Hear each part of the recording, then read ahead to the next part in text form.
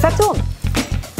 Bonjour, je m'appelle Virginie Renaud, je suis chef d'entreprise, gérante d'une entreprise familiale dans le milieu du bâtiment. Je suis mariée, j'ai 2 grands-enfants, donc 2 garçons, un de 21 et un de 24 ans.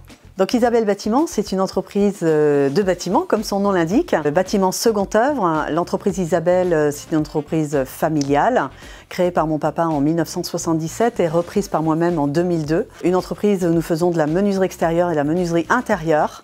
Nous sommes une quarantaine de salariés, bientôt 50. Et voilà, c'est une entreprise en plein développement. Alors, ce qui m'a amené à être à la tête d'Isabelle Bâtiment, un coup de fil de mon père.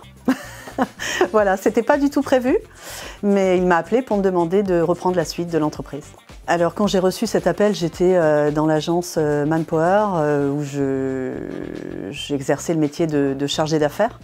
Donc j'ai toujours été commerciale de métier, j'adore le commerce. Et en fait, je voyais dans la reprise de cette entreprise apporter quelque chose de nouveau. Dans le bâtiment, c'est vrai que c'était plutôt du domaine plutôt artisanal. Aujourd'hui, j'en ai fait plutôt une entreprise à la fois artisanale, mais aussi avec cette petite touche féminine et commerciale. Alors, la définition de la femme entrepreneur, il faut y croire.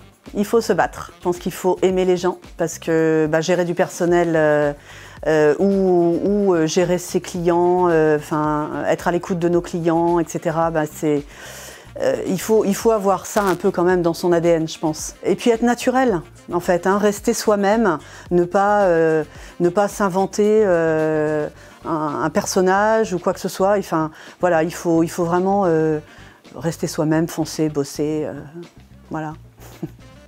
Alors, pour se lancer, déjà, ne jamais oublier son objectif. Il faut avoir l'envie, il faut avoir la passion de ce que vous faites. Vous tomberez de toute façon parce qu'on tombe forcément à un moment donné ou à un autre parce que le parcours de chef d'entreprise, il n'est pas simple.